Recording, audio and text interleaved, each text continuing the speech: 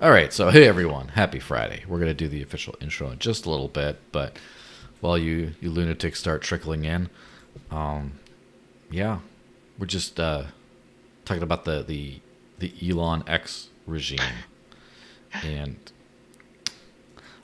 like I am like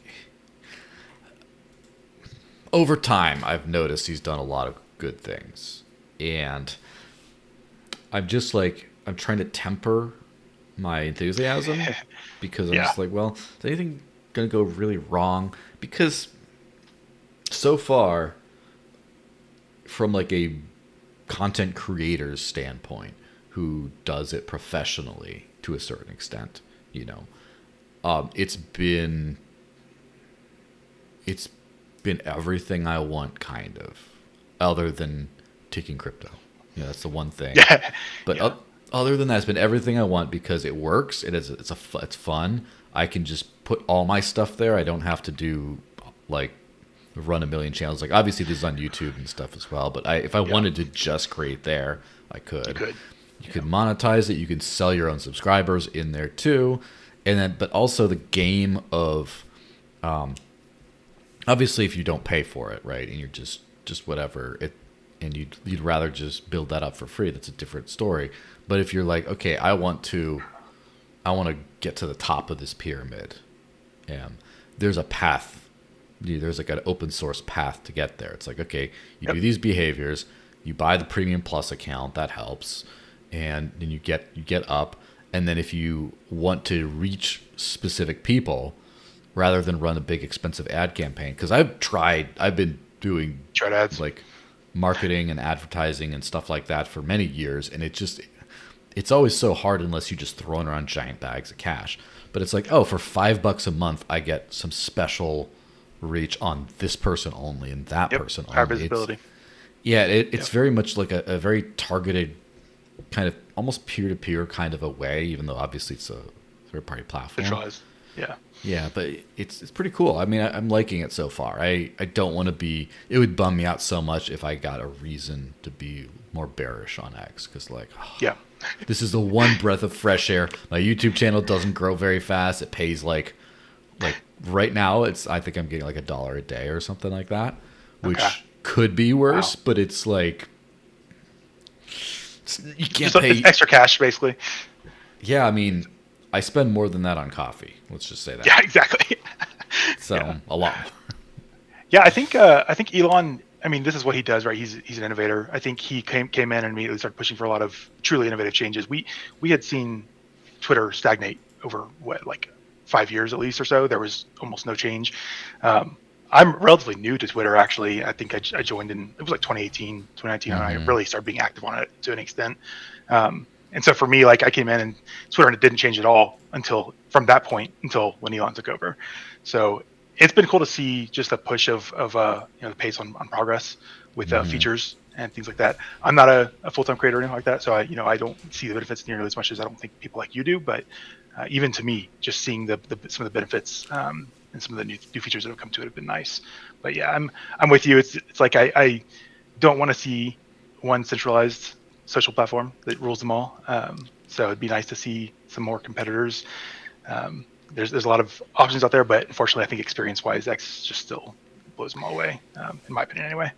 Yeah, and I think a lot of that comes to just the mindset that I only think that X has. And part of that mindset is honestly because I think he bought it because he cared about non-monetary things. Yep. Those were his interests, and now those have completely cratered the potential, the old way of monetizing, and he's just had to pay. Like I'm going to be a little bit pessimistic on his intentions and just say that a lot of these great changes have come because he had to find a new way to make money. But True.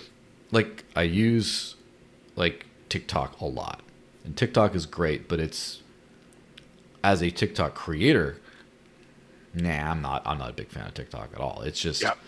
and Do you it's, have a following on TikTok? what was that? Do you have a following on I TikTok? wouldn't call it that, but I get like Okay. a few hundred views on videos here and there, and Okay. that's about it. Instagram, same thing, and all those other things. It's like meh, and who knows what the algo does, and there's not even a thought in my mind for monetization of any of that kind of stuff. That's just sort of to be there to like cross post. And they're all also in the old data broker mindset of customers are farm animals that they're trying to farm for data to then sell. That's to advertisers and data brokers. That's their mindset. Whereas Elon is he wants you to pay him, and he does things in exchange for you paying him, and that's the relationship I want. So as soon as there's a new platform that has that relationship of I get what I want, I pay for what I want, pay for the value. Then I think that's going to be good. All right, what do you think we roll this intro? Go for it. Get this thing going. All right, ready? 3, 2, 1, go. But really, if you make everyone able to... I messed up the intro. Okay, well, let me just do this screen. Pretend there's an intro, sound, graphic, whatever. This is going to be annoying for people who are kind of used to it. I accidentally messed something up, but that's fine. Anyway, pretend there's an intro. Now let's start. All right. Hey, welcome everyone. Happy Friday. Welcome to the Digital Cash, Rundown, episode 144. That's 144 weeks of doing this, so that's nice. It's been a while. And I'm joined by the one and only MJ. There's no other MJs in the world. You camped out on that name. How's it going, man? I'm doing great. How you doing? Pretty good. Thank you for having a good webcam and microphone. That's sometimes I work remotely for a living, so I'm very dependent on it. Yeah.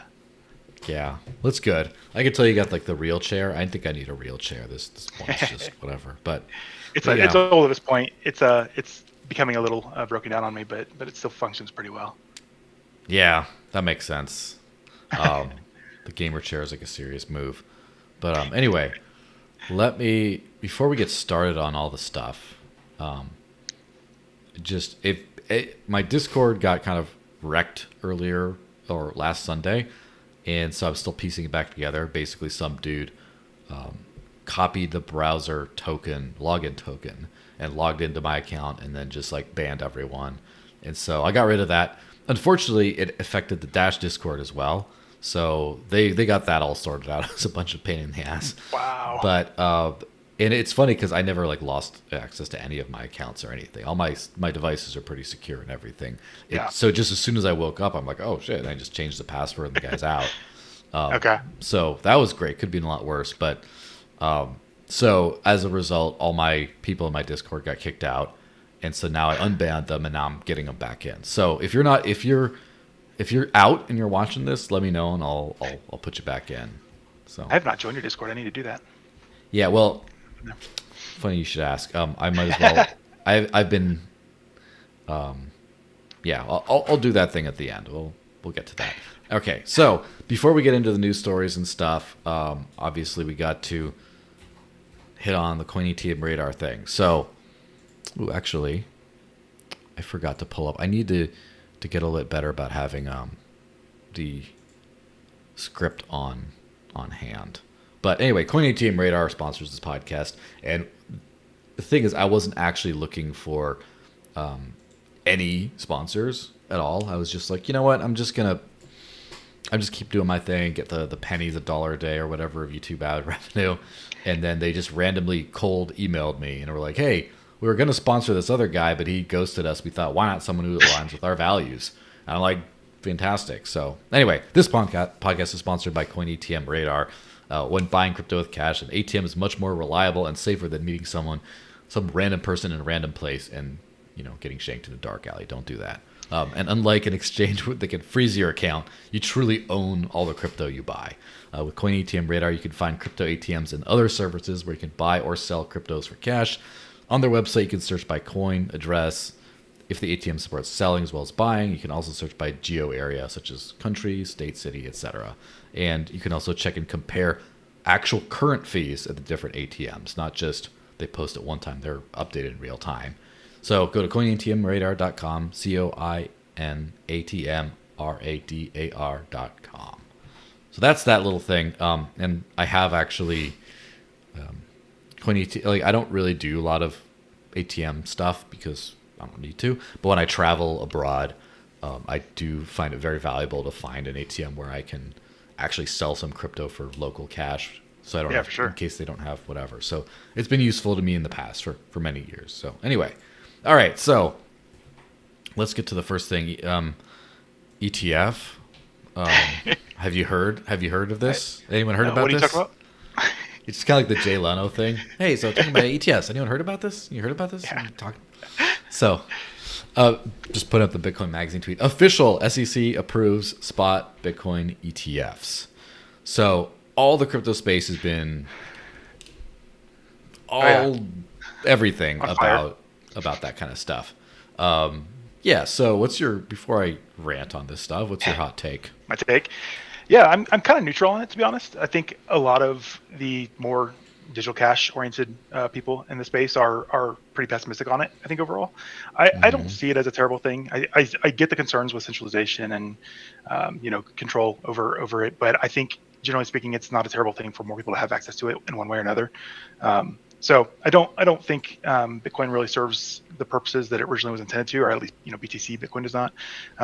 But I do think that in a way it's good to enable more access to these assets, regardless of really what that method is. I think there are better ways to access the asset, obviously, than through exchange traded funds. But I think it's good nonetheless, especially for generations and people who aren't so technically savvy today. I think we have a long way to come on the experience side of crypto still. And so enabling people who don't have that experience or knowledge to have some way of getting into it, at least. I think we'll see a lot of people who get invested into it through ETFs, and then eventually kind of make their way to a more non-custodial approach to it. That's my hope anyway. So I'm in between. I get the concerns. I get a lot of drama over it, but I see overall it having some positives as well. Yeah, it's kind of funny because I don't really disagree with anything there. I think that on the whole, it's a very positive thing, but the context is what adds some weirdness to it. Where it's kind of funny because also on the other side, because in some cases, by some definitions, I'm as cypherpunk as they get, but some people on that camp are just super critical. So it is awful and stuff. It's like, listen, you grow something big enough, and it's going to have if everyone in the world was using this and no one was using banks, at some point this would have happened along the way, and then maybe 30 years later, ETFs aren't even a thing anymore because it's all decentralized or something in like a utopia. But there's nothing wrong with it at all. There's nothing wrong with, and I know a lot of crypto people who want to buy it, who own crypto themselves, but they just have retirement accounts, 401ks, things like that they can't, because of their employment situation or whatever, and the tax benefits, they have to have it in the fiat world, and they don't want it there, and so they're kind of parking it over there instead. So that part's great. The challenge is that Bitcoin is stagnated in so many ways that I would consider valuable, that the founding principles might maybe consider valuable, and that this has been the placeholder for that. And so Bitcoin is not ready for, I argue it obviously never would be ready the way it's been going for this kind of an outside institutional impact. And so too susceptible to manipulation. Is that kind of your biggest concern? Yeah, well, or the biggest thing is it's kind of like having a custodial wallet take off as the number one wallet before a non-custodial wallet is really good to use.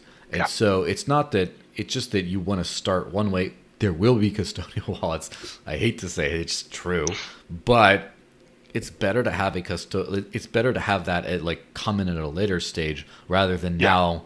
No one's going to go for the clunkier but more righteous path unless it's too late. Yeah, you're right. And in a sense, you could see this almost as just a progression of that, right? Because we have seen a strong trend towards centralized and custodial providers, wallets for Bitcoin. So I think, and that includes Lightning, obviously. So I think that with the Bitcoin community pushing these custodial solutions, it's almost like this was the inevitable solution, inevitable end to that. And so, I think you're totally right on the concern over there being this strong custodial solution before there's really a feasible non-custodial solution. I think that's a good point. Yeah. Well, let's flip through some of these other posts. Just this next one. Let's hear was some a other hot takes. post by the Bitcoin therapist, who's one of those awful maxi accounts that I like to dunk on. I think all he the blocked time. me. Wow, how did you get it? Like, I've been trying. Like, I haven't gotten there. But he says the Bitcoin ETF isn't. It was a video of some guy talking to some pretty girl in a club. Clearly, she's not interested. But he's just ranting in her ear. You know that meme template kind of thing. But it's like a video. And it says, Yeah. The Bitcoin ETF still isn't priced in. A 10% drop is nothing. Plus, Vanguard is blocking access from thousands of clients. The halving is still coming later this year. Trust me, you're going to need to buy the dip right now. Every single hodler this weekend. Which it is funny. It's also a little sadly true that that's where the mind share is at for Bitcoin. Exactly. But Yeah. when we get that's to what you're gonna see from maxis. Yeah, I mean, it's okay to be excited expected. about a thing. Like if the U.S. government, let's just say, legalized a basket of cryptocurrencies for paying your taxes in. I mean, taxation is theft and all that good stuff, but like at the same time, everyone gets like a week to celebrate and just be like, look, we're not fans of the government. Some people might be, but this is a big moment for legitimizing and bringing real utility for the coin in the worst way possible. But like, let's be happy for a week and then just do something else. And but unfortunately, this is like, what do you have after institutions are coming?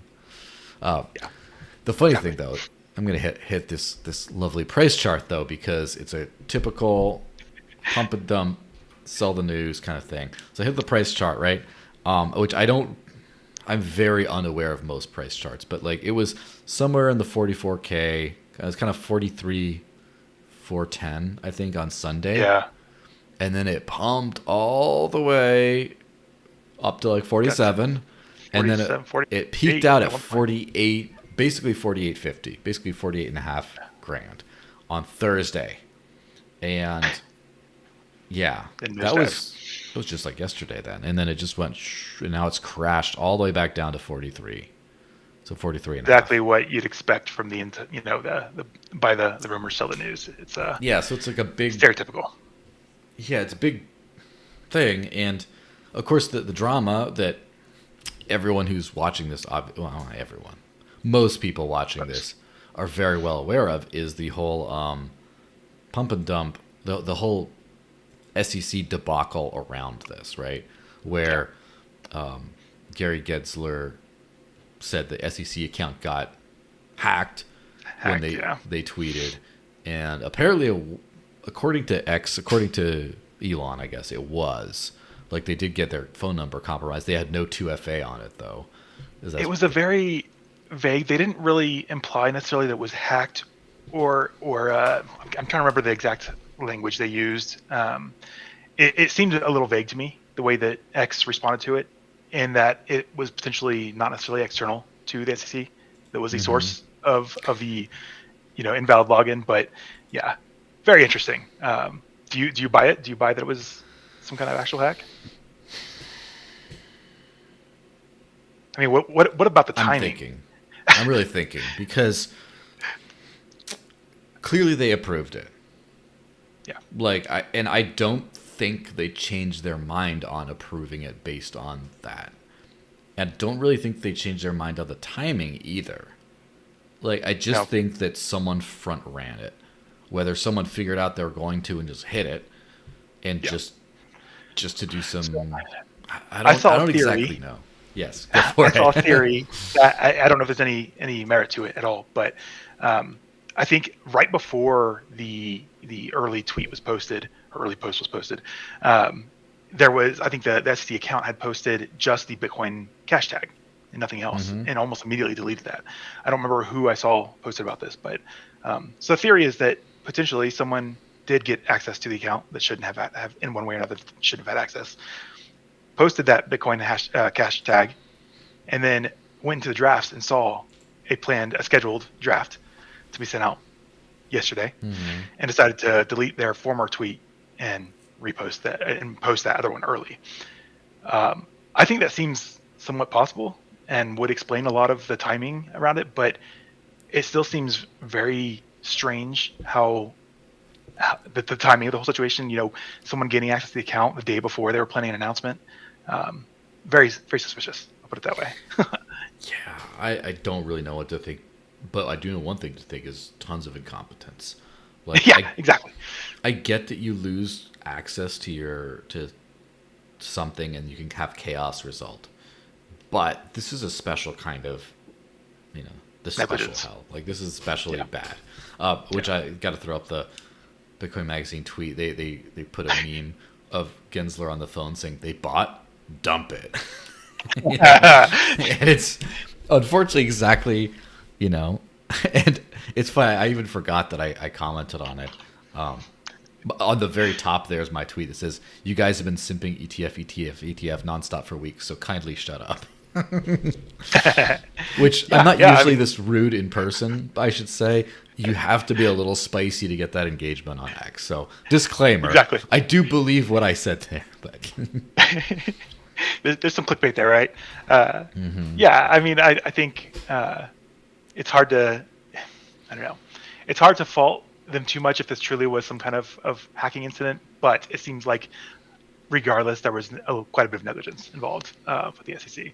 So, yeah, I mean, it's it's just mostly, it showed very, very clearly how manipulatable Bitcoin and the crypto industry is, right? Because we immediately saw the impact. Like within hours, we saw massive impact. So, yeah, it's concerning.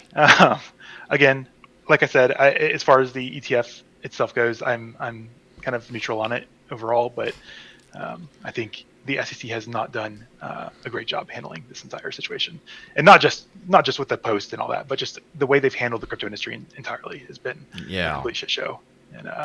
And it's had like real casualties. Like, obviously we saw the dip, but like people legitimately lost money based on the timing of this kind of thing. Not just because because they gambled, but specifically because conditions outside of what should be expected did take place. So I put up on the screen, I found the tweet from this guy, Tom Case, whatever, I forget it, whatever they think, TK. He's in. I hope I don't get demonetized for swearing up a bunch quoting this thing. He says, "Fuck this, I'm out. I listened to it." Is all caps. I listened to the Securities and Exchange Commission and longed Bitcoin using 100x leverage. Now I'm fucking liquidated again. I'm done with crypto for good. I'm never depositing just another 10 grand ever again. Fuck this fucking scam. And like, I haven't vetted this, by the way, to make sure it's not like a joke post, because it could be. It very well could be. But it's pretty funny. And it is pretty funny, but also, if it's true, it's very sad that someone is just like, I'm so sure I'm going to, put all my... Go all in on this. I'm going to go all in. That's... Yeah. So, yeah, I'm not a big investor, which is, I think, kind of rare for people who are pretty active in the crypto Twitter world. But I don't invest a ton. It's not because I don't believe in the power of crypto. It's because I don't believe in the market. And I don't believe in the stability of this market in particular at this point in time. I think down the road, 5-10 years from now, I probably will become a bigger investor. I do have some, I have some of my favorite coins that I like to actually try and use as much as I can. But as far as using it for truly investment purposes, I don't really do much of that. And yeah, it's just, I think I try to warn my close friends and family about my concerns with it, because I think that things like what we've seen with the SEC can cause significant damage. I have friends who have lost significant portions of their savings just because they invested in Bitcoin for a long time. And so, yeah, it's, to me, I'm not a huge investor. I would never put all of my savings into any kind of crypto right at this point.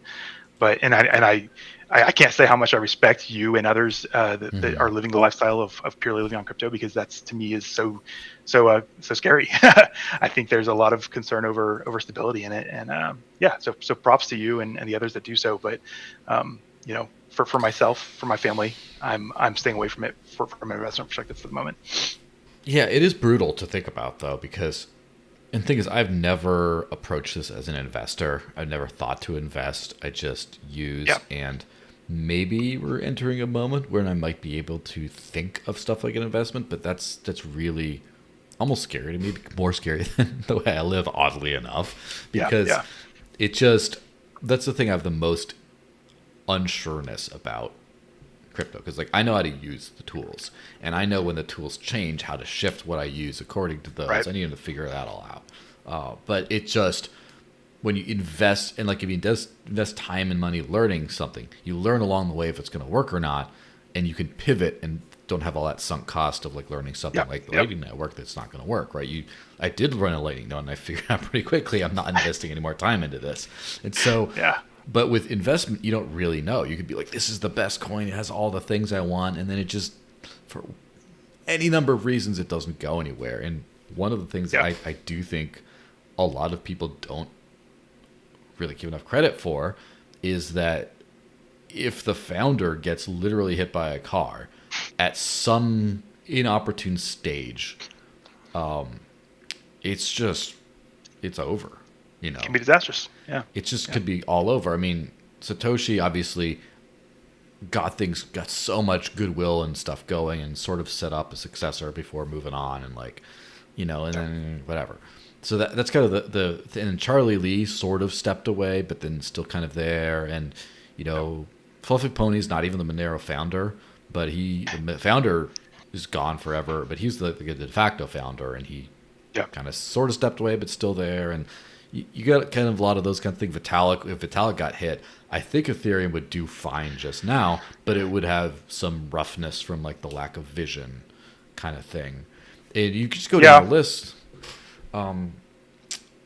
Bitcoin Cash is one of those few ones that like I don't know. I'm not super up on a ton of projects to this kind of level of depth, but I know Bitcoin Cash and Dash are interesting in this way, where Dash's founder exited 2017, and he hasn't been around. He's Yeah. still, as far as I know, still alive. He just maybe had some mental health Left the problems scene. and stuff. He's gone. Yeah. And the key figurehead sort of left. The key figurehead after that, basically got fired in 2022, I think. Like the network just ran him out, said, "You're not doing a good job, get out of here." And there's no real figurehead. I'm kind of like a 50% figurehead, if you could, or 30% or whatever. But me and like the lead developer, like the more, but there's no like guy running the show. With the Bitcoin Yeah. Cash world, it kind of went through that. Amari Sachet started it. People get so mad when I say, "Oh, it's true though." Bitcoin ABC, and Yeah, then yeah, when Craig Wright and all them forked off, one could call Roger Ver the de facto, even though it's very unfair of him to say that, because he didn't found it. He joined it later. He wasn't running any show. He just was an influential figure. And he then became very influential. Yeah, when ABC got jettisoned, and so then they fired the founder, the actual founder and founding team. And Roger he's around. He's just not, he still likes Bitcoin Cash. He just, as far as I'm aware, he's just not front and center. yeah, And so now it's like 4 different teams. I don't know who I'd call the person running it. There's a few devs that I've heard mentioned, but yeah, that's kind of the way the thing goes. But where did I even get into this crazy ramble? Oh yeah, about the investment part. About I yeah, don't know. yeah. Like it's so risky. Like I think that I hate to say, look, this might be the spicy take in a reverse way of the show, but I almost think that the ETFs are like the only safe way to invest in crypto, because at least if there's an ETF, there's enough institutional support behind it that it's not going to go down 90%. It'll stay 3 stable. years. Yeah. It'll be there for Yeah. at least a few years to come. Yeah, yeah, that's a good point. Yeah, yeah, I totally agree. I think that's one of the things I love most about Bitcoin Cash is how decentralized that community really is. Not even necessarily from an operational standpoint, but from a development and just a general community standpoint. I think they've done an incredible job of trying to do as much as they can to decentralize the protocol itself and the community. And just seeing things like I'm forgetting what their protocol definition, their is it BIPs? No, that's Bitcoin. Chips.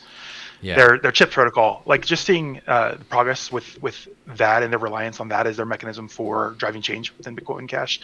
I think that's awesome to see. And I think you're right in the lack of any kind of at least any significant centralized point of control over the development and progress of the protocol itself. That's something that I think most cryptocurrencies should kind of strive for. And I think we obviously don't have that with BTC anymore. But I think, that's obviously the goal for most true cryptocurrencies that want to actually be decentralized. Yeah, that's actually on the docket here. But I did this tweet that some people misinterpreted, because I don't know if you've ever seen the Maxi Derangement Syndrome account floating out there. It's some Monero guy. Yeah, I think I follow him. Yeah. And he talked shit about this tweet because he didn't get it at all. And I responded, he didn't answer, so whatever. But I just said that the Bitcoin ETF approvals show that crypto is going to succeed in spite of, not thanks to, government. If they really wanted to stop it, but it got too big too fast, now their hands are tied. And I said, this is where like the hater sentence, which is very, muted, but says, we need to get to do this with the digital cash use case. And it made it seem like the tone was the whole thing is very like positive about, oh, look at this ETF. It's so great. It's great. But the whole thing is like, let me find something to say that's accurate and doesn't just, because I shit on Bitcoin so much and I need to like not every tweet. So there, but not without cause. The end is like crypto's here to stay. It's doing great as far as like money, but like as far as the mission, a lot of ways to go. And so that's kind of the thing. And let's get the digital cash use case. Let's get people actually using this stuff enough to where you can't ban that, because they can ban that and they are trying. Yeah. I mean, I think about the mental impact that this will have on so many, not just institutional investors, but individual investors who are, somewhat involved in the financial industry or others, that just adding legitimacy to the cryptocurrency industry. I think that's what this is doing. And like I said, there's a lot to be concerned about with it. But I think it's kind of inevitable for any asset that's going to be, striving to become relevant on any global scale. There's going to be ETFs. There's going to be massive exchanges around it. There's going to be tons of industrial players around it. So it's not unexpected. It's not surprising at all to me. And I have some concerns, but overall, I think it's a positive. I think it definitely adds legitimacy to the entire industry.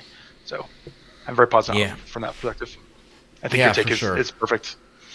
Now the negative side of the take, we go to the VanEck stuff, which I've already talked about this. I think the last show I talked about this specifically, but then there's been Bitwise came on board too. So the VanEck tweet says, we're not Bitcoin tourists at VanEck. We're in it for the long haul. That's why we made an initial $10K donation and signed a pledge to donate 5% of our Bitcoin ETF profits if approved. I mean, come on. How do you not get approved after you do that? It says to support Bitcoin Core developers and Bitcoin Brink for at least 10 years. Your tireless dedication, blah, blah, blah, more details to come. And up there is Toby Cunningham. I don't know if you know Crypto Tips, but Sir Crypto Tips there. He says, there's no free cheese in the mousetrap, paying off developers to influence the direction of Bitcoin. Nice try, VanEck. I've been in the space longer than you guys have even heard of Bitcoin. You ain't fooling me. The problem is he makes it sound like nice try. Yes, it's a nice try, and it's a successful try. He's phrasing it like you're trying to do this. Like, no, they did it. And so I commented, and of course I got a bunch of, I'm sure I got a hate. I didn't check. Says now it's a fully captured asset. The next one is Bitwise. So Bitwise said Bitwise will donate 10% of the profits of the Bitwise Bitcoin ETF, ticker BITB, to Bitcoin open source development. Recipient orgs, Bitcoin Brink, OpenSats, HRF. Bitcoin is important to the future. We're cited, blah, blah, blah. So this one's a little bit less. They're donating to a few different groups. It's all open source development. Anyone can donate. Why not a big company? What are your thoughts on this thing? Yeah, I mean, again, I don't really care who it is per se. I just think that seeing any kind of active, interest from major players like this means that we're seeing some legitimizing of it at a large scale, and I think that's overall a good thing. I think I'd like to see, like you said in your other post, I'd like to see more focus on the digital cash kind of side of this. But overall, I think it's a positive. So, yeah, I mean, let's see. I was trying to find that post that you were reading from. The Do you have it up on Bitwise one. Yeah, it's Bitwise Invest is the handle, and it's from January 10th. They posted that. Okay. That's that's their specific one. That's their take on it, basically. But yeah, you know what's funny is it goes to show, it shows a lot of like personal evolution in the space, because I'm thinking about 2015, 2016 me would have been like 100% positive on this. I'm just like, wow, look at this. They're Yeah, that's a good growing. point. And it just, that was before I got acquainted with like Blockstream and all that. It's kind of crazy because back in the day, and it's just so weird that Bitcoiners don't acknowledge that this is like a historical fact, that Blockstream makes layer 2 solutions, or Right. to problems they create, but that's a different story, right? And Blockstream was hiring the majority of Right.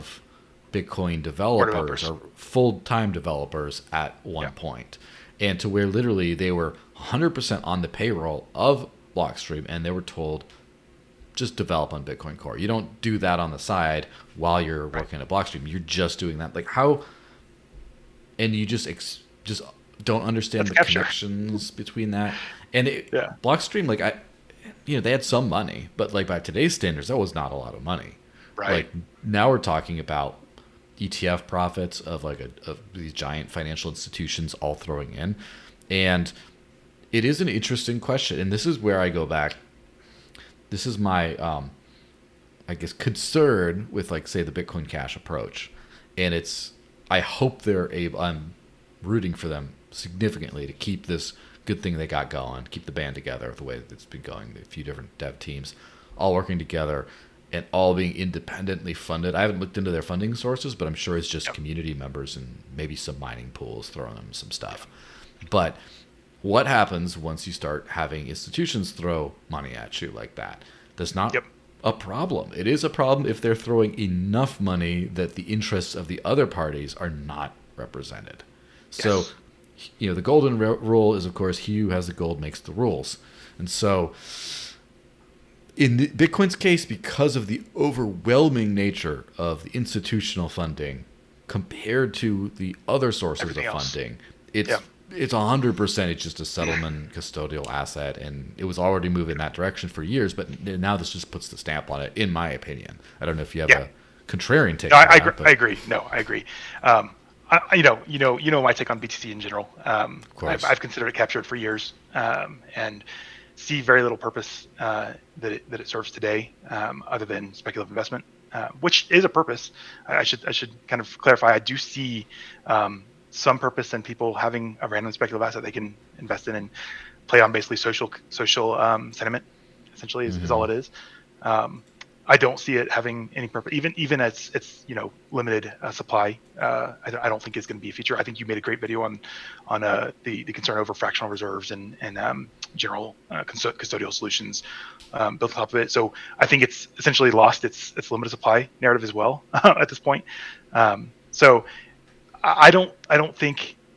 And I don't know how much of that is necessarily directly due to the capturing by Blockstream and other industrial investors. But I think as far as that asset, like for the problems that I want to see solved with cryptocurrency, BTC is essentially dead to me. And so to me, I don't really care about the investment into that. And my only concern would be avoiding that happening in other currencies that I do hope to solve the problems that I want to see solved. So that includes Bitcoin Cash, Dash, Nano, and any others that are truly trying to solve that like digital cash problem. I think there's a real concern over like in 5-10 years, if these do blow up to the scale that we have today, if we have ETFs around those, are we going to see centralized investment? Are we going to see capture from an investment standpoint? We definitely want to try to avoid that if we can. I don't know the best way to do that. I think having decentralized development is a big piece of that from the start, right? So I think Bitcoin Cash is fairly well set up to avoid that, perhaps better than most others.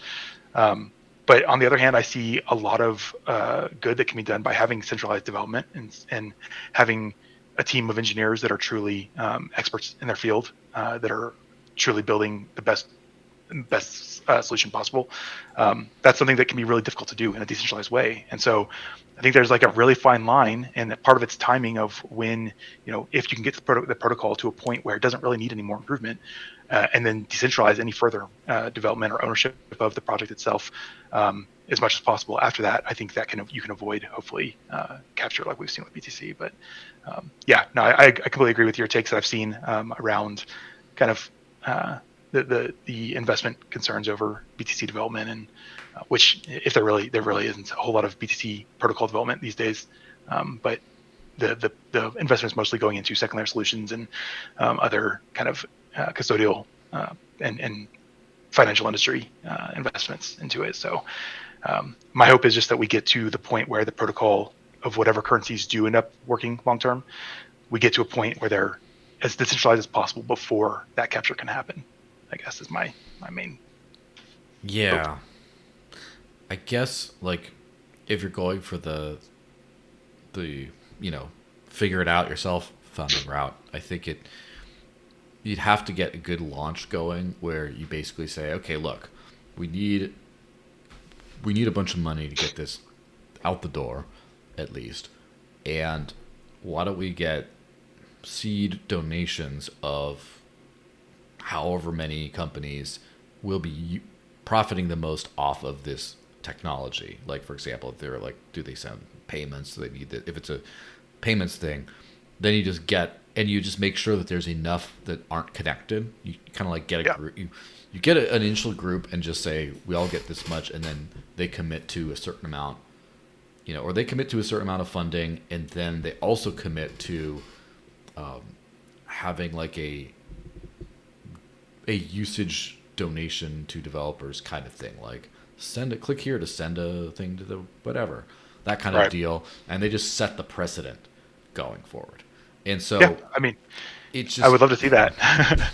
Yeah, and then any new entrants, any new companies that do new wallets and stuff like that, it's kind of set in the culture that people are not going to band around this wallet unless they do the same.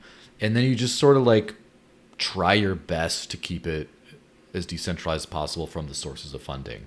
It is very weird because, so like Thorchain, the Maya protocol, those kinds of cross-chain AMM dexes have like an affiliate thing built into the swaps where you can just do the swaps straight, like just send it to the network, do it all yourself. But if you're using an interface, they add it's kind of like a referral code to the end of it that then the swap partner, like Trust Wallet's making like money hand over fist on their Thorchain swaps.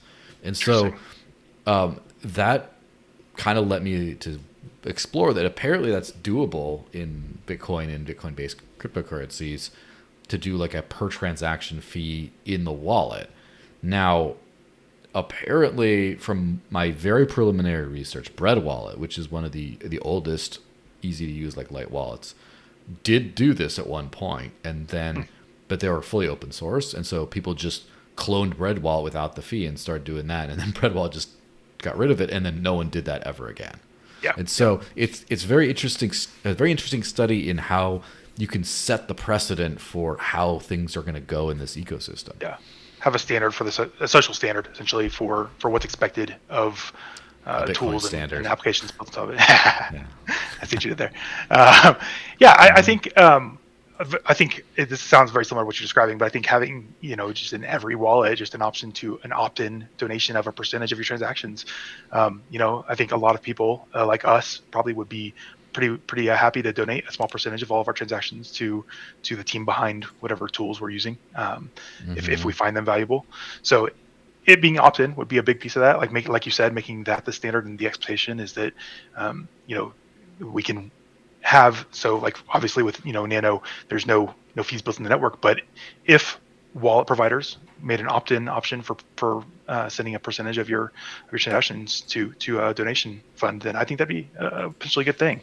I think it's important that it remains optional though, right? And I think you want to avoid any kind of barrier to entry for any users. And my extremist view on fees and things like that, but I think it's I guess if we're really trying to get to as many people in the world as possible, fees have to be optional. I think we need to minimize any additional costs from the actual transaction values as possible, and remove any of that as possible, so that or as much of that as possible, so that there's no barrier for anyone with fees or anything like that. There's a funny thing, and I have to actually look into this a little bit more, but the whole concept of this is something I've thought about a whole lot, right? Because everyone pays in something for stuff that happens that they want. And sometimes it's paying through, like if it's like for example, I am paying nothing to heat my house this winter. I'm not paying any money because I chopped a hell of a lot of wood this year and I'm just running off of that. But it's not free. It's just like I found a way, like, oh, I like to go outside and get a little exercise. And it's like, it's part of gym time. I've done explicit like calisthenics or weights or anything very little this last year because most of it was like chopping and stacking wood in addition to training on the side, right? And so, but I it cost money. It cost stuff that time and effort. I could have just paid for it instead. So you can't get around that. But the whole fee conversation is very much a packaging conversation almost, where like it's kind of interesting where you have a lot of AI companies starting to do like a credit thing. Like they're charging, it costs this many credits to do this many generations or whatever. And whereas then in the past, the old model is like a subscription model, or even before that, the super old school model was you buy the software and then you own it. Yeah. And so it just blows my, like I used to buy things and like, it just blows my mind that like, $400 for an office suite or something like Adobe Creative Suite you buy. Oh my gosh. Like who does that? Yeah. And so, but it's funny because it all amounts to the same thing at the end of the day. It's just that which is the packaging that works best for, for users. And I think it's very interesting that in the early days, like I think we're well past Bitcoin today as far as, Bitcoin was a great innovation in 2009 and we're on to like so many other things as well. But there's so many things we need to learn from those early days. Like for example, Bitcoin used to have a certain portion of the blocks were for zero fee transactions. Like they had zero fee free transactions just to like, oh, there's always room for people to be messing around. And the way Bitcoin scaled for Bitcoin, I don't think those days are ever going to come back, or even maybe Bitcoin Cash today could do some of that. But then I do remember a few years ago when we were talking about like Dash Evolution and stuff, the guy who used to run the core team who got fired for whatever else, but he was talking about getting rid of transaction fees peer-to-peer or getting rid of transaction fees entirely, basically, but pushing them onto the merchant. So if you buy from the merchant, just like in the traditional system where the merchant pays, and peer-to-peer transfers are free. And I don't exactly know this. Maybe that was just conceptual, like talked about rewards points and stuff too, like for credit cards. And I mean, that was clearly more of a conceptual concept, but I have to go back and ask some people that were closer to the core team at the time or whatever, who can know exactly the technical mechanism he's talking about. But for example, you can sign over a transaction to a like if you use a BIP70 invoice, right? You can use that right now where you sign the transaction, give it to the merchant broadcasts it. I think you could do that in a way that they pay the fee anyway. So you could keep. Yeah. So as far as like the fee structure of who pays for what, I'm sure there's ways of making sure it's zero fee to the end user, even in systems that don't explicitly have that. And that's like a UX kind of a thing almost. I think the problem is if fees are leveraged as a way to fund the cost of the network, and if the network has significant costs, right? So I think a big difference in high fee networks versus low fee networks is just the operational cost. I think that's all it really is, right? We've seen different levels of security based on the different operational costs of the network. We've seen that BTC now has insanely high hash rates that need to be paid for. And the question, like you said in one of your recent posts, was like, it's a matter of who's going to pay that and why. And I think in traditional systems that have fees as a mechanism built into them, that's going to end up falling on users to some extent through either inflation or fees, right? So I think part of the problem is just understanding why there is a cost to operating the network. Why does the network have a high or low operational cost, and where does that cost get paid? Like you said, if you can bring the operational cost down to a point where it makes sense from a financial perspective to to operate, to provide the service, despite not getting fees from the users, regardless of kind of how you're funding your operation on the network. I think it's just the bottom line is just going to be, what is the operational cost of the network? What does it cost any service provider to provide that service? And how are they going to fund that or find the incentives to cover that cost, right? So Yeah. I think it comes down to like whether or not that mechanism exists at all, and whether it will be leveraged or not. I think in traditional proof of work chains, we've obviously seen a combination of fees and inflation used to offset to fund that cost. And with the diminishing cost on the block reward side, those fees become the sole source of funding. And yes, you could rely on, companies and service providers to cover those fees for end users. And you could do things like having a signed transaction that is handed over to the service provider or something like that. But the bottom line is that cost still exists and needs to be covered, right? And by removing that cost as much as possible, or minimizing that cost as much as possible, you remove the need for there to be that cost at all, right? That is an important That's point. my perspective. That is an important point, and I know Justin Bonds made that when he was talking about why he favors proof of stake now as opposed to proof of work. Is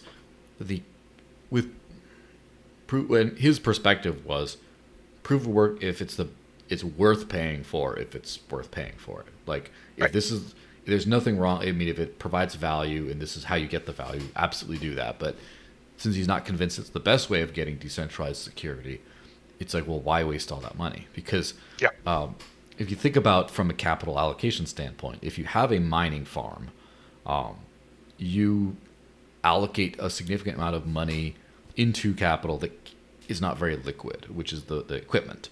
But then on top of that, you have this upkeep fee, the electricity fee, and also physical storage fees, which compare those with like security of staked funds, for example.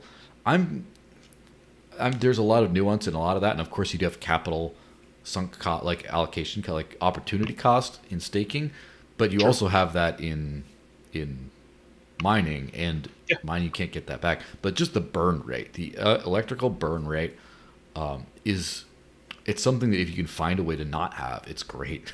Why wouldn't you? Because that just, if you could afford to have, let's say, free transactions, if you're running a proof of work based system, you now have free plus then this burn rate that you have to pay for, and then that's where that comes in. So ultimately, I think that a Bitcoin, and even like Bitcoin Cash people are talking about, it's going to be cheap at a high level. It's like, yeah, but it could be cheaper if you didn't have to burn the electricity, or you can burn some of it, but less of it. If you just all your security is that, then it's an inherent. I would say, and I'm not even saying it's a bad thing necessarily, although maybe we could argue that it is, but it's an inherent inefficiency from a cost standpoint that proof of work people argue is worth it, but you can't argue it's not there. Right. And I think it was in your post actually that you mentioned what is the point of decentralization if or the cost of attack, right? From a 51% attack type of attack.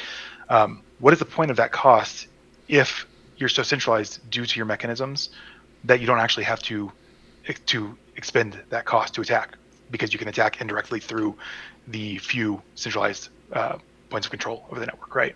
And I think when you look at the whole debate over proof of work, proof of stake, or any other mechanisms of those sorts, you have to understand what the purpose is of those. And the purpose is Sybil resistance, right? So the entire purpose of proof of work is to have a decentralized or a kind of randomized way to choose a leader who's generating the block into a randomized way, and it's not truly random, but a somewhat randomized way to issue the asset. And then as a incentive for people to join the network, right? That's because kind of the three primary points in really proof of work, proof of stake, their sole purpose is to provide stable resistance for that mechanism, for those mechanisms. So if you look at that and you understand, okay, well, if we're trying to provide stable resistance and that's all we're trying to do with for work proof of stake, then let's just look for the option that allows for the best stable resistance with the lowest cost, right? And I don't think proof of work is that. I think we've seen inherently that it doesn't give great decentralization because it has centralizing trends due to economies of scale, due to recurring return on investments that can be introduced to the network. So we see this creeping trend towards centralization. And I think you have to understand proof of work itself isn't a security mechanism. It's a mechanism for stable resistance to make sure that you don't have anyone that can just spin up a bunch of nodes to take over the network, right? So essentially, it's a protection from 51% attacks through decentralization, through stable resistance. And yeah, I think there's all the argument over whether or not proof of work is the best solution for that is kind of silly, because we're seeing in the real world the real results that it causes centralization. We're seeing Bitcoin down to 2 pools being in control of more than 50% of the network. And I know there's all the argument over, the miners contributing to those pools can decentralize. I'm not satisfied with that. I don't think anyone interested in true decentralization should be satisfied with that, because that's retroactive. You're assuming that decentralization can occur after the point of an attack, which, look, if we're trying to build a real system to provide a economic foundation for a global economy, we can't rely on a system that's dependent on reactive decentralization and reactive security. It is interesting. Like, this is on the very surface, not a very complicated topic, but it's incredibly complicated when you go in the weeds, because one thing that proof of work, it's kind of funny because there's not a lot of nuance about security in proof of work specifically, because there's like, what do they call it, like 51% attack deniers. I don't know if you ever met any of those. There are some that said they say that it's literally not real, and even some Bitcoin Cash people I've seen talk about that. But it's not. The reality is, it is absolutely real and it's a real threat. But what it does is not necessarily. So first of all, if you do a temporary 51% attack, you basically just prevent transactions from being sent, or just reverse those ones. And temporary so people, people, but it's not even like you just try again when it's done, kind of thing, right? When the chain realigns. So it's not like you control the network now. Now you can do everything with it, really.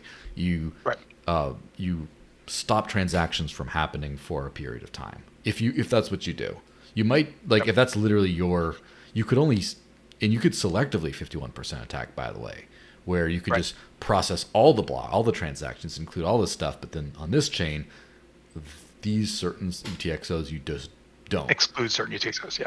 Yeah. So I think that's one common rebuttal to the concern of 51% attack. And I think I haven't seen it as a 51% attack denier, but I think I have talked to interact with people who have taken that stance essentially. And one common rebuttal is they might be able to censor transaction, but eventually a node's going to accept it, right? Or a miner is going to accept it. And also the fact that it'd be really difficult to sustain an attack, a censorship attack with 51% for an extended period of time.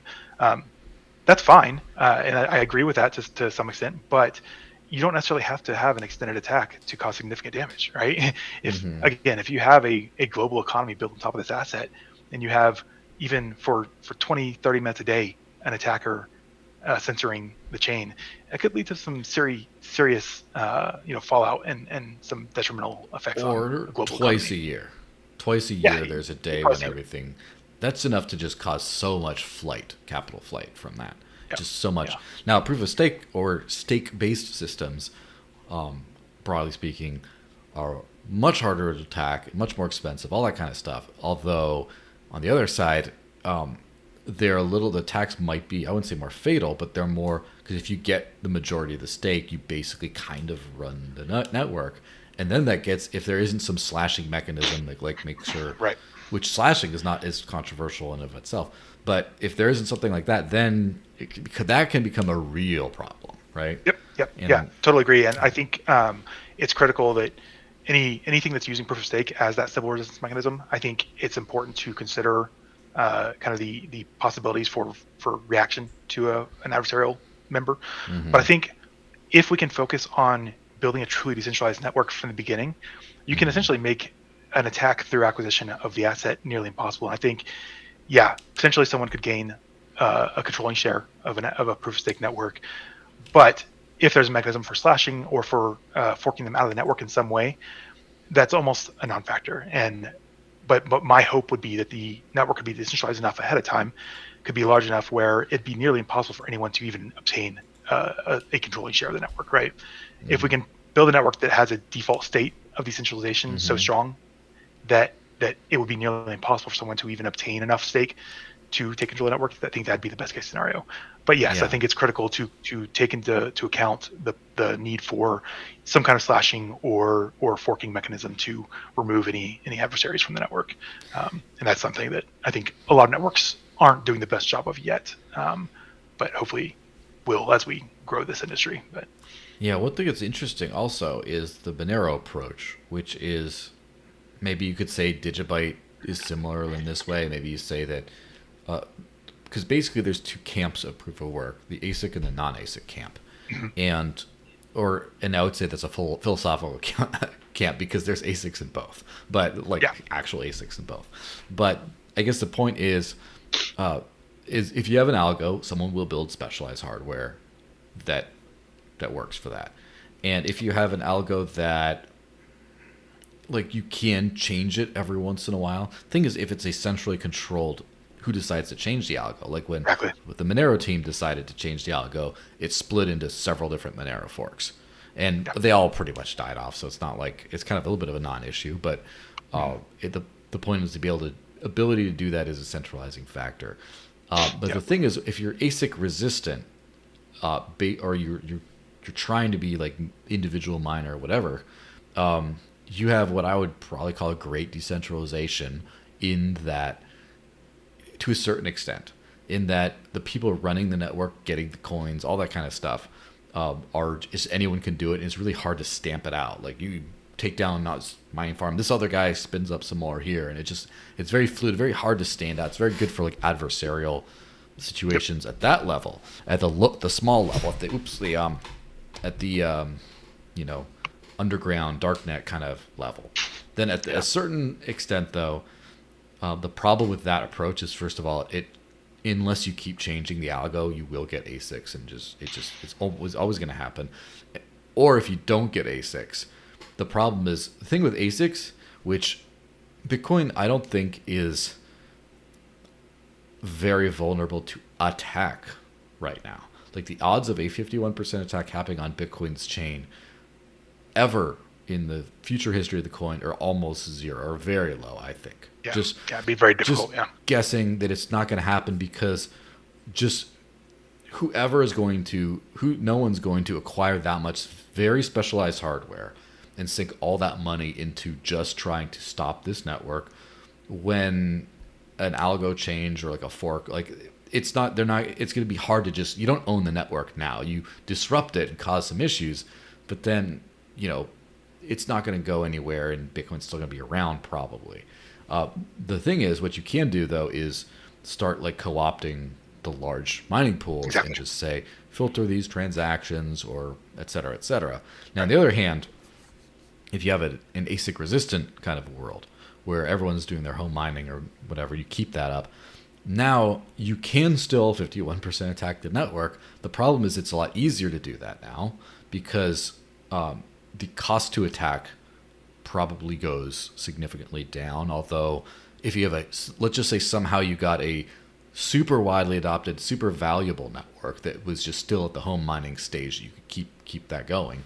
But what happens is if it's ASIC resistance, that means you need non-specialized hardware to attack it, which means you don't actually lose that sunk capital cost in buying specialized machines for something you're trying to destroy. You can just, when they change the algo, you could keep on attacking it and disrupting it. And so that's the kind of trade-off on that level. And that gets a little sketchy, but I guess it depends on your approach to that. If it's if you're trying to be really against adversarial, you're trying to be stamped out every moment.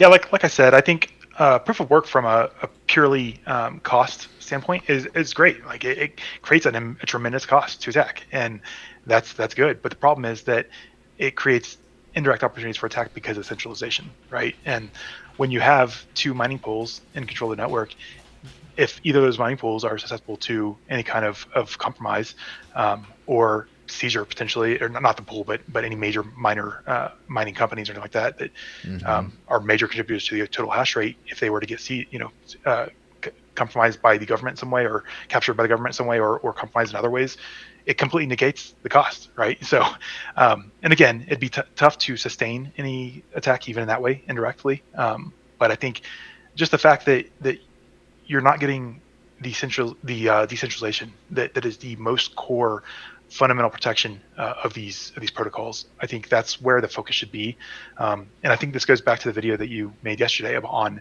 what should the primary goal, primary objective of these protocols be? And well, I think it needs to be on centralization. Yeah, go for it. Just show no narrative is more clearly shaped. I don't want to. It's too early to play the whole thing, but just basically, I made a video that I wanted to have out way earlier in the week, but I was up and I got it out like 11:30. It got posted past midnight last night, but whatever, it's good. Just a quick 10-minute video on like everyone needs to run a node. That idea that has shaped crypto so much and has caused, in my opinion, a lot of damage. And so, yeah, that's just kind of the bookmark on that. But yeah, the thing about the node, that's a different thing. The node isn't even base level security. The node is just how people interact with the network. And I think it's so weird because as a node runner myself, right, I've run quite a few different crypto nodes over the years, including a Lightning node, and I think it's good. It's desirable if you can, but the thing that baffles my mind, which is why I kind of got to this, is people keep on saying we need everyone to be able to run a node. There are literal, real world Bitcoiners who run a node but do not transact with it. Yeah. And that to me that's how you know it's upside down.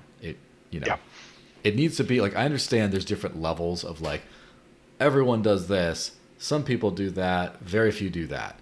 But if it's just like, and I understand you want to do almost everyone uses, almost everyone runs, like almost head to head with those things. But when you have like an inversion where more people run a node than can use it, that is, that's insanity. Defeats the purpose, right?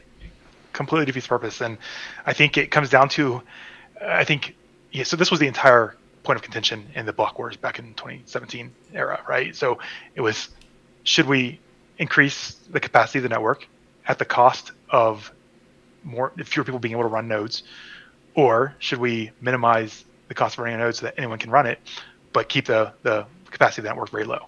And I think people had this misconstrued conception of what decentralization means and why it's important, right? So I think most of the BTC camp, the small blockers, had this idea that decentralization was about making sure that there can be as many copies of the network as possible, that there can be as many nodes in the network as possible, when really the control is over centralization of power. And making sure that as many people as possible can run a copy of the network essentially doesn't guarantee any decentralization of power.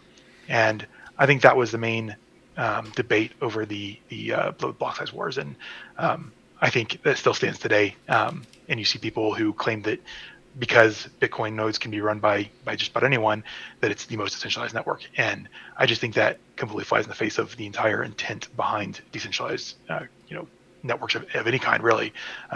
But especially with cryptocurrencies, where we're talking about control over the ledger with the network, essentially, the control over who can write to the network and what goes on that ledger. So I think there's a larger conversation to be had about like, what does decentralization mean and why is it important to these networks? And I think that was the point of contention in a lot of the previous debates, and still currently a big argument. And I think that's the heart of what your post was about, your video yesterday. It's like, what does decentralization really mean? Why do we need it? And is ensuring that everyone can run a node, is that really decentralization? I don't think it is. Yeah, there's actually this is a highly evolved topic. In the very beginnings of it is absolutely not. It's just a very simple thing. It gets more involved.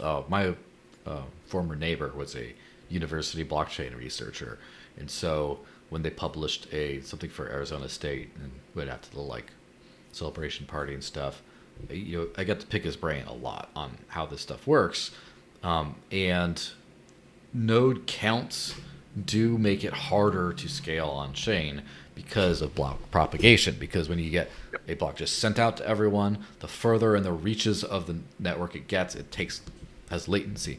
So the early, I think 2016 era blockchain scaling things from Bitcoin Unlimited, I believe, they had a 1 or 2 megabyte or 1 or 2 gigabyte block, and the propagation times are close to 10 minutes. Now the block interval is 10 minutes, which means you're just this close to having a block get out there, and it's already too late because it's time for another one. And so, and they I think they had something like 10 to 20 nodes during that experiment. So that was kind of an upper limit. But then what happens when you hit the thing that people don't realize is people just think that that's gospel. That's it. You can only have this much of a block with this many nodes. That's terrible. So we could only realistically scale to 100 megabytes in order to have the amount of nodes that we think is properly decentralized, which again has not been quantified. It should be quantified, by the way, but it's not. But the reality is when you hit that, then you have engineering problems that you could solve. And so, for example, Bloom filters, so you can only, each node only requests, they just request, not can I have all the transactions on the network, but can I have all the transactions I don't already have? And the Bloom filter selects just those and sends it to them. And then okay, well, there's XThin, I think, was the more recent block propagation protocol. I'm sure they've this is in the Nakamoto systems, right? I'm sure they've advanced past that, but basically ways of getting the blocks out with as few orphans and as little latency as possible. You can get quite good at this. And then I think the superscalers at the point today, I mean, BSV, I don't really count BSV 100%, and I know BSV people are going to get mad at me for this, but it's because I don't think that there's a realistic connection between what is a transaction and what are you trying to do with throughput. And so you have a giant block that in 10 nodes or something. 10 it might not be far from the truth. Maybe I should actually look at it's something like that. I mean, how many nodes are significant is a bigger question, and that's very few.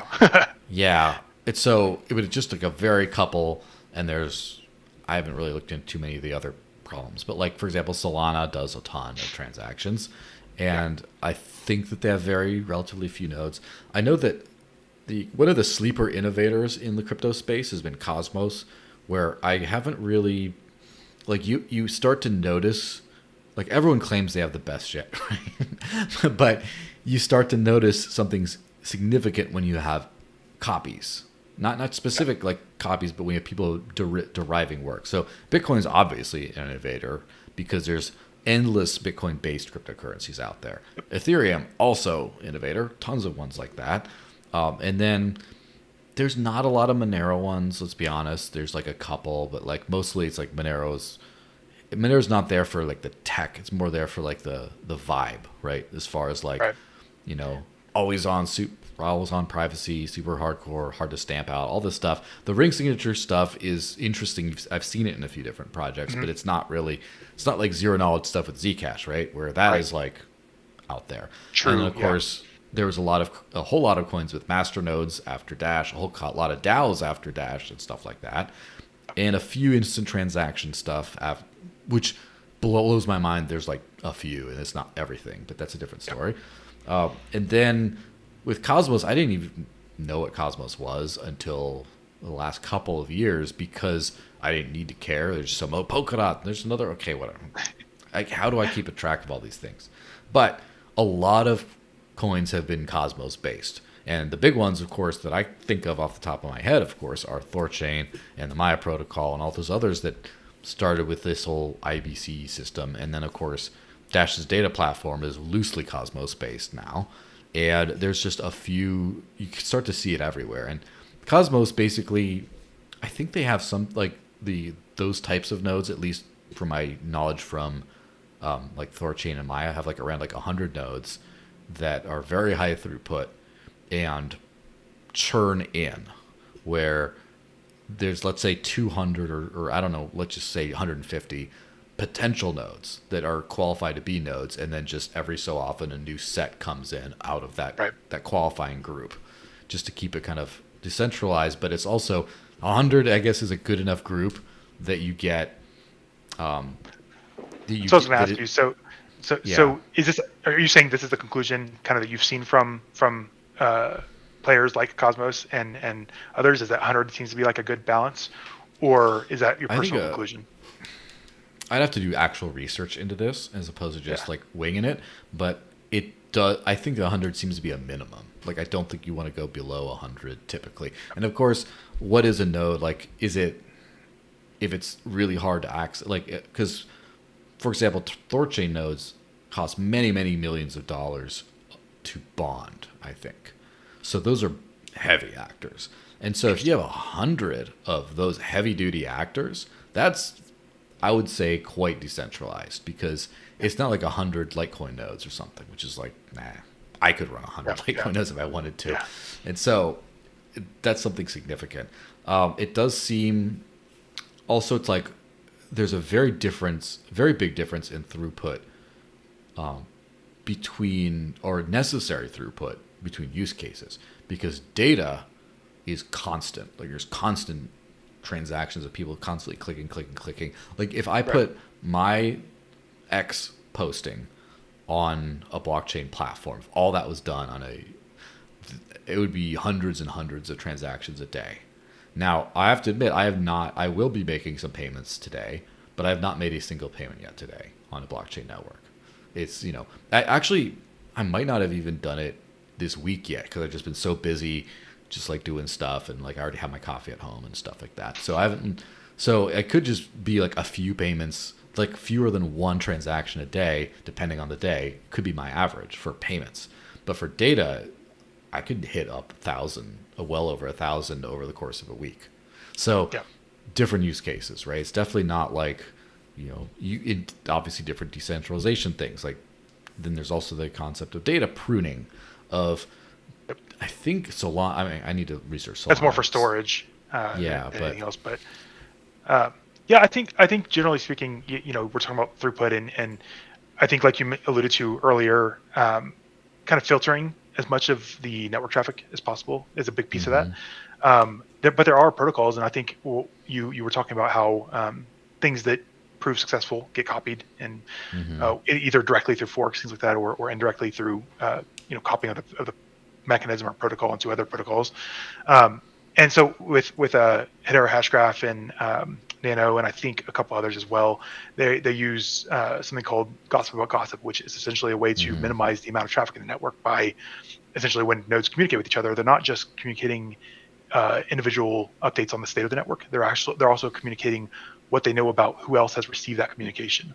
And so you have a basically logarithmic kind of performance on this, because you don't need to relay the same message ad nauseum throughout the network. It doesn't have to be distributed that way. It can be distributed in a package form, where when one node is communicating with another, it already informs that new node of other nodes that are aware of that information. So you get this kind of exponential propagation that's much faster than traditional. So traditional gossip propagation is exponential itself, but this is a level of kind of rate above that even. So there's things like that I think we are seeing, and I think there are several other networks that use that approach as well. I think Lehman Baird of Hedera was, I don't know if he's actually the creator of that protocol or not. It may have been Nano. I don't know, to be honest. But things like that can really help to increase bandwidth without the need for much more powerful nodes, right? Because you don't necessarily need, you can get through process efficiencies, you can get throughput and optimizations that you don't necessarily need hardware to provide.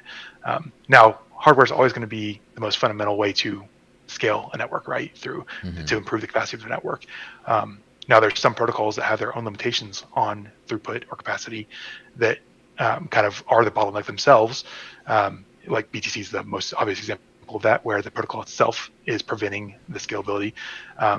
But generally speaking, if you remove those types of limitations from within the protocol, then it becomes about optimization of the processes of the communication between nodes and reducing network traffic as much as possible, as well as just scaling the hardware and the actual network between the nodes, right? So improving the internet communication between those nodes can help significantly as well. Yeah, so I think it's not always a matter of the cost, the value, the size or cost of each individual node in the network. It's also about the protocol itself and removing any inefficiencies within that. Yeah, and that's also a thing where like the ability to access a network, how you use that could vary on some things, and that's one thing that became very, I guess, a big stumbling block for Ethereum has been the fact that in order to access the network, you needed to run some pretty expensive full nodes. And so most people would do that through some sort of a third-party provider, like MetaMask with Infura and things like that. And then they became like censorship vectors and other things. There's something that Dash is working on called a DAPI, or decentralized API, so you could not run a full node and kind of access the network in at least the platform functions from a client side without needing to actually go through a node in the interim. But to a certain extent also, SPV, simple payment verification, which is one of the most old school things, it's like super old. It reduces a lot of the trust when having a so you still need to connect to a node, but you connect to like a few, and you only trust them for a certain amount of things, and you basically run your own like stripped down node to a certain extent, even though it's not a node. And it's not the same as like, oh, you just need to connect a node and everything the node tells you is gospel. Like, it's not quite the same like that. But as I cracked down in the video about like, if you're using the Lightning Network, you're very hardwired into a lot of these systems. And like a forced close, from what I'm told, is like you have to wait a couple weeks, I think, before you can access those funds again. Like if you that would make sense. That's the penalty window, or whatever they call it. So that would make sense. That's scary. That's horrible. I can't imagine having to wait 2 weeks. I mean, Lightning has a tremendous number of problems. I think it's essentially dead in the water at this point, in my opinion. But yeah, that's one example of the many technical problems that Lightning has. Yeah, I think was it force close? I think it said like I was looking at the Phoenix documentations, and basically just says if you force close, it's like 5 day, or after a 720 block delay, they'll be moved back on chain. So it's a lot of blocks, especially because a lot of blocks. They don't always come that quickly, but true. Yeah. But yeah, the one thing I will throw a little prop to Lightning's topography, I guess, which like the problem with Lightning is people built some interesting system due to these constraints, these parameters, and then they shoehorned it into some use case that didn't work. And now that the use case is like not working super well, I think a lot of like dev time and innovation stuff might be just sort of left by the wayside. So that's unfortunate, because one thing that is interesting about Lightning to me is the actual first of all, the fees tend to scale with the payment. So if you want to make a micro payment, you want to make a 1/10 of a cent, you might pay 1/100 of a cent or less, so you could make very, very small payments. But also the throughput is not global, and that's the problem with it. But the good part about it means it's the problem and the solution, right? If the if the two of us and a friend are all transacting between each other, like say 5 of us, and we're just heavily, like no one else knows that's going on. They don't have to experience that, whereas a blockchain is a global database, and just the whole network sees it. And I think honestly, I've always so I'm a software engineer by trade, and so I find things like Lightning really interesting. Lightning is essentially trying to solve like a very legacy, what's called an NP-hard problem, which is essentially finding the most efficient route in a node graph between any two nodes, and trying to optimize for the lowest cost or highest rate velocity essentially between those.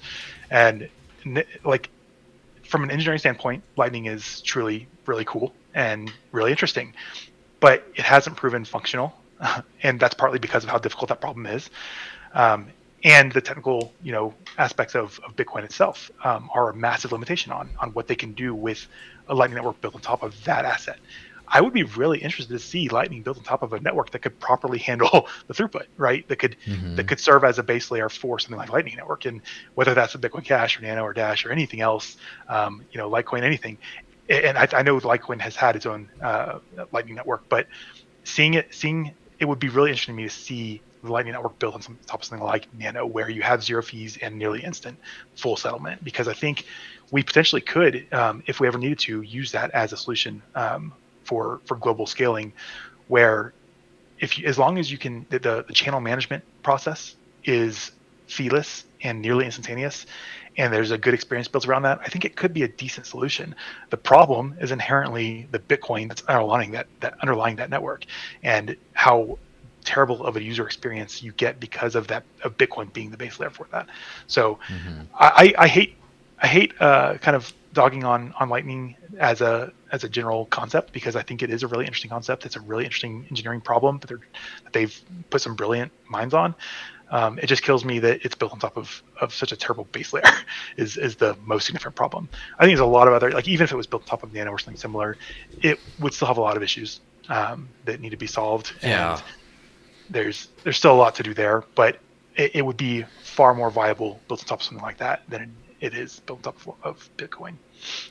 Yeah, the thing that's really that I wonder if it could be figured out is the problem with Lightning is the big restriction is the two-way multi-sig thing. It's not even a bunch of people; it's just two people. Even with two people, you stitch together tons of two people, so there's all those like very small like liquidity constraints. Yeah.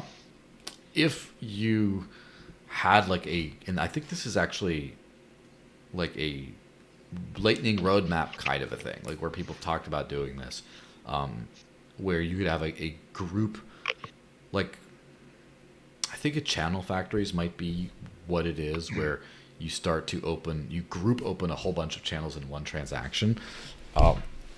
Now there's trust issues from that, but like imagine if if every time someone joined Lightning, they joined the same channel, the same pot or whatever, for example. So you wouldn't have to have all these little teeny siloed pieces of money that then you try to run into problems. But then the transactions would still scale by connected node, right? Where where if I only transact with you and someone only transacts, like wherever the path goes are the only nodes that even need to have any exposure to the transaction data being sent across. Something like that, if you could do that without those constraints, it might be an efficient second layer. But as it is, it was designed with the artificial design constraints imposed on it by decisions on the base layer, and that's where you run into some of the more frustrating issues with it. Yeah, it's completely constrained by its base layer, essentially. I think there could be some really cool things to come out of the Lightning Network technology. I just think we need to see it built on top of something more functional. And I do think, something like what you're talking about potentially could be feasible. And I think the scenario you described, where you have a few friends that you want to be able to basically swap back and forth without having to necessarily use the base layer, especially if we get to a point where any network becomes a global standard, we probably will need stuff like that. So I think the technology itself is promising. I think NVM multisigs, things like that, do, like you mentioned, create a lot of concern over trust of others that are involved in that signature. So like massive channel factories, massive channels with groups controlling that, I don't think that's a good solution long term. But I think we could probably, I don't want to say that Lightning has been a completely wasted engineering effort. I guess I'll put it that way. I think there's a lot of potential for it still in the future, with other base layers and other improvements to the technology itself. Because there's been, we've had some amazing minds working on that for 7 or 8 years now, at least. Yeah. So there's been a lot of really creative things that have come out of it. A lot of edge cases that had not been considered before that have now been considered and accounted for within technology. So yeah, I'm hopeful for its future. I don't think it's viable on top of Bitcoin as it is today, but I think there's a future for it in some way, whether it's some other distant kind of evolution of it or something completely different, but that takes a lot of learnings from Lightning, one or the other. I think it's got some kind of future. It's just kind of a matter of how we apply it properly and what kind of experience we can, what kind of good user experience we can build on top of it. Because I think the user experience is probably the biggest hindrance to it today. Yeah. Anything else you want to cover today? I think that's good. It's a good place to wrap this whole thing up. Cool. I looked at speaking of, you talk about the Discord. That reminds me. I almost forgot this thing. Go for it. Yeah. So, something that, actually, I jumped the gun on that. But so what I did, and unfortunately, I had I have to get my Discord back in working order, but I think it should be working fine. One thing I do is I talk about proof of work and stake. Well, the proof of work way of getting, because it's an exclusive Discord that I run. It's just for, subscribers of the channel, paid subscribers and stuffs. And so the way you pay, you buy an NFT.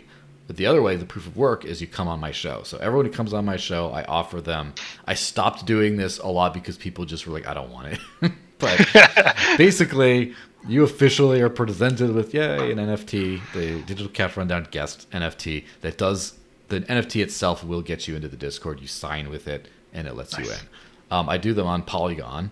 And so at some point, I might do Arbitrum instead. Again, here we go with the whole L2 fragmentation problems. But if you do have like a MetaMask or a XDeFi wallet or one of those signy wallets that can sign stuff that supports Polygon, just shoot me an address and I'll send you one of these.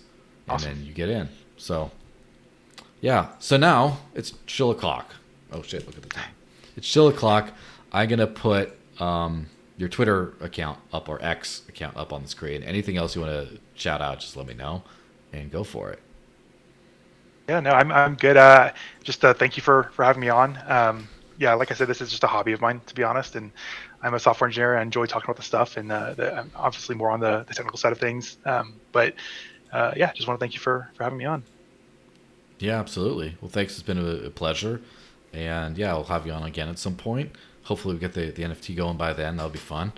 Awesome. As I rebuild this whole thing from the ashes. So anyway, thanks everyone for watching. This has been episode 144 of the Digital Cash Rundown. Go to CoinATMRadar to check out their ATMs and stuff. I don't know if I should show them at the end or not. Might as well.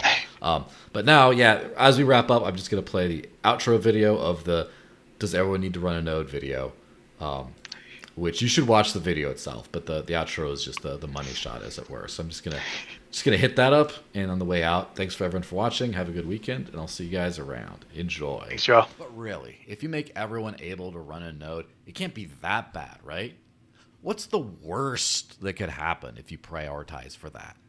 Ready, go! Both Bitcoin and Ethereum leaders have prioritized everyone running a node. As a result, both networks have seen an average transaction fee as high as $200. Lightning wallets, even centralized ones like Phoenix, are getting too expensive to use. So people are tricked into using Liquid instead, which is a permissioned federation that, you need permission from their companies in order to withdraw. Users also go to fully custodial Lightning wallets like Strike and Wallet of Satoshi, which, just started censoring US customers. Oh no! No decentralized payments anymore, sorry. Only store of values left, right? Dollar cost average, but wait, you could pay hundreds or thousands of dollars in fees to self-custody. So maybe just leave it on exchanges, except remember this guy? Oh no! Well, he was a shitcoiner, just use a Bitcoin-only exchange. Decentralized money is gone. Just join every influencer and post ETF. It'll make us all rich. Long Bitcoin. Damn it, Gary! We thought government would save us, not wreck us. Satoshi is rolling in his grave. Not you, Craig.